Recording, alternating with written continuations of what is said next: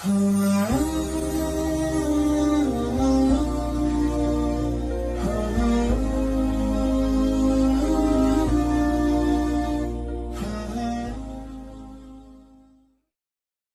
Ahmad nama lengkapnya Ahmad bin Hambal Syaibani al-Marwazi dan biasa dipanggil Abu Abdullah.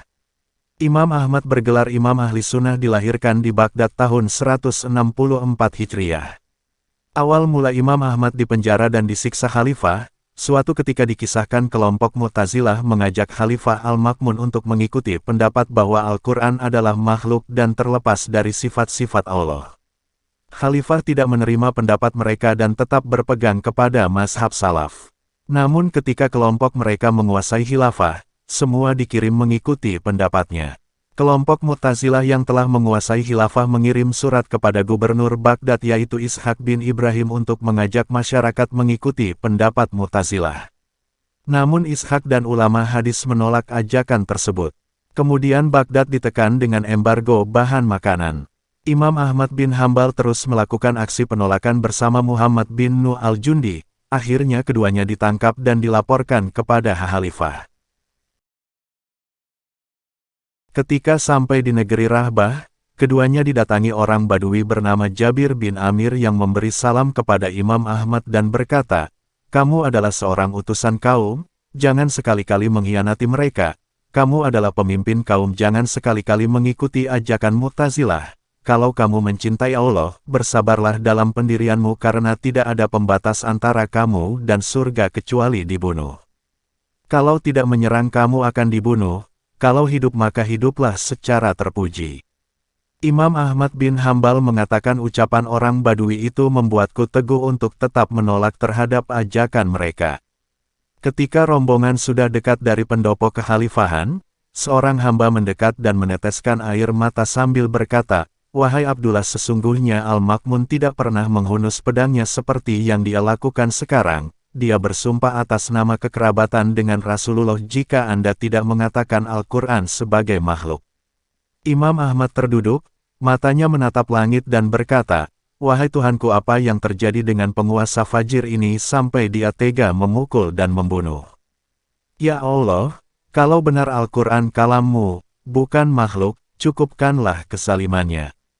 Kemudian terdengarlah jeritan atas kematian Al-Ma'mun pada sepertiga malam terakhir. Terdengar kabar bahwa Al-Mutashim menjabat kekhalifahan sesudah Al-Ma'mun dan memutuskan Ahmad bin Abi Daud ke jajaran penasehatnya. Imam Ahmad bin Hambal dipenjara dan disiksa.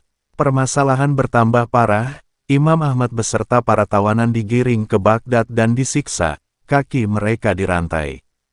Muhammad bin Nuh wafat dalam perjalanan ini dan Imam Ahmad mensolatinya. Ketika sampai di Baghdad, waktu itu bulan Ramadan, Imam Ahmad dimasukkan ke dalam penjara antara 28 sampai 30 bulan. Selama itu dia menunaikan sholat bersama narapidana yang lain. Sedangkan rantai besi melingkar di kaki mereka. Kemudian atas keputusan Khalifah Al-Mutashim, Imam Ahmad dikeluarkan dari penjara untuk menghadap Khalifah. Untuk menempuh perjalanan, ikatan rantai ditambah. Imam Ahmad berkata, "Saya tidak dapat berjalan dengan ikatan rantai seberat ini." Kemudian Imam Ahmad dibawa dengan troli yang ditarik kuda hingga sampai ke istana Al-Mutashim. Imam Ahmad dimasukkan ke dalam ruangan gelap dan tertutup. Ketika akan mencari air wudhu, ia tidak mendapatkan air kecuali sedikit dalam bejana. Maka Imam Ahmad berwudhu dalam kegelapan. Ia tunaikan sholat tanpa mengetahui arah kiblat dengan pasti. Namun ternyata Imam Ahmad menghadap ke arah yang benar.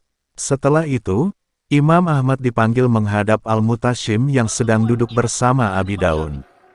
Percakapan para Al-Mutashim dan pengikutnya dengan Imam Ahmad berjalan sangat argumentatif. Imam Ahmad, "Ya Amirul Mukminin, untuk apa Rasulullah SAW mengajak?" Al-Mutashim menjawab, "Untuk bersaksi tiada Tuhan selain Allah." Imam Ahmad berkata, "Saya pun bersaksi tidak ada Tuhan selain Allah." Al-Mutashim berkata, "Menurutmu apa Al-Quran?" Imam Ahmad menjawab, "Al-Quran adalah ilmu Allah. Demi Allah, barang siapa menyangka ilmu Allah itu makhluk maka telah kafir." Mereka terdiam satu sama lain, namun memendam amarah kepada Imam Ahmad. Sehingga memutuskan untuk menyiksa Imam Ahmad.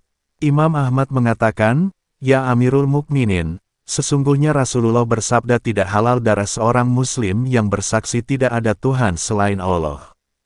Saya diperintahkan untuk memerangi manusia sehingga mengucapkan tidak ada Tuhan selain Allah. Kalau mengucapkannya maka haramlah bagiku darah dan hartanya," kata Imam Ahmad. Pengikut Al-Mutashim mengatakan bahwa yang dikatakan Imam Ahmad ini kelewatan, wahai Khalifah. Biarkan kami menghukumnya. Imam Ahmad bercerita, para pengikut Al-Mutashim memukuli saya hingga tidak sadarkan diri. Setelah ciuman saya mendengar Khalifah mengajakku untuk mengikuti paham mereka. Tapi saya kembali menolak. Pada saat itu juga pukulan demi pukulan penghujani tubuhku sehingga saya terjatuh pingsan untuk kesekian kalinya dalam kondisi tak sadarkan diri ini. Saya dilepas, saya tidak tahu ada di mana. Ketika sadar, saya berada di sebuah rumah milik Ibrahim dan kakiku sudah tidak dirantai lagi. Hari itu adalah tanggal 25 Ramadan tahun 221 Hijriah. Ketika dibawa ke rumah Ibrahim, Imam Ahmad tetap menyempurnakan puasa walaupun tuan rumah menyuruh untuk membatalkan puasa karena kondisinya yang sangat lemah. Diceritakan ketika disiksa oleh pengikut Khalifah, pakaian Imam Ahmad robek sampai terbuka auratnya. Kemudian memohon kepada Allah, "Wahai Zat tempat hamba meratap, jika engkau mengetahui saya membela kebenaran janganlah engkau menyiksaku karena saya tidak menutup aurat." Seketika atas izin Allah pakai Imam Ahmad kembali menutup aurat seperti sedia kala. Pukulan dan cambukan yang melukai tubuhnya tidak kurang dari 80 deraan yang menyakitkan. Pada akhirnya Al-Mutashim menyesal dan mengakui kesalahannya dan mendoakan kesembuhan untuk Imam Ahmad. Semua orang Islam dan Khalifah berbahagia setelah kondisinya sehat. Walaupun kedua ibu jari Imam Ahmad tetap cacat sebagai saksi. Imam Ahmad memaafkan semua orang yang menganiayanya kecuali ahli bidah.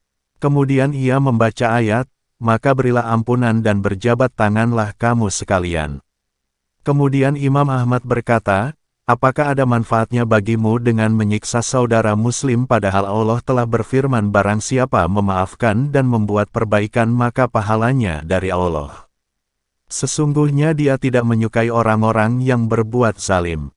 Imam Ahmad menjelaskan bahwa pada hari kiamat orang-orang memanggil siapa yang pahalanya di sisi Allah. Maka tidaklah menjawab kecuali orang yang memberi maaf. Terima kasih sudah menonton video ini, semoga bermanfaat. Jangan lupa subscribe, like, share, dan bagikan, agar kami bisa terus berbagi video-video yang bermanfaat.